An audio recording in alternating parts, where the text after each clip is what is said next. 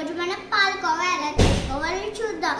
ముందు మనం వాటికి కావాల్సిన ఐటమ్స్ ఏంటంటే ముందు మనకి ఒక 1 లీటర్ పాలు కావాలి. ఆ తర్వాత 150 గ్రామ్స్ చక్కెర కావాలి. ఇలాంటి గిన్నె తీసుకొని పాలు ఇలా తిప్పుతూ ఉండాలి. లీటర్ పాలు 1/2 లీటర్ అయ్యే వరకు ఇలా తిప్పుతానే ఉండాలి. ఈ వంట చేయాలంటే చాలా పేషెన్స్ ఉండాలి. కానీ మీరు ఒక్కసారి టేస్ట్ చూస్తే మాత్రం మళ్ళీ తినాలి అడుగుతారు. మా ఛానల్ సబ్స్క్రైబ్ చెయ్యండి కూడా.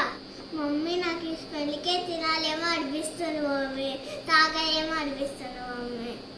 సగం మరిగిపోయింది కాబట్టి మనము చక్కెర పోసుకుందాం.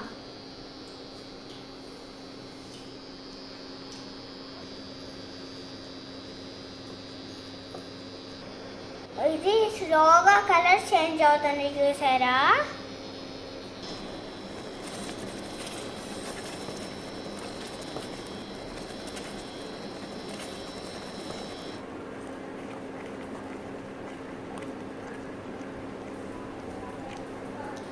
ఇలా అయినా తినచ్చు, ఇప్పుడు ఎక్కువ కలర్ చేంజ్ అయినా కూడా తినచ్చు.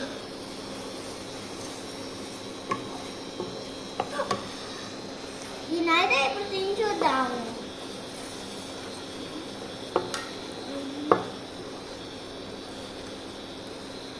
చాలా బాగుంది ఫ్రెండ్స్, మీరు కూడా ట్రై చేసుకోండి.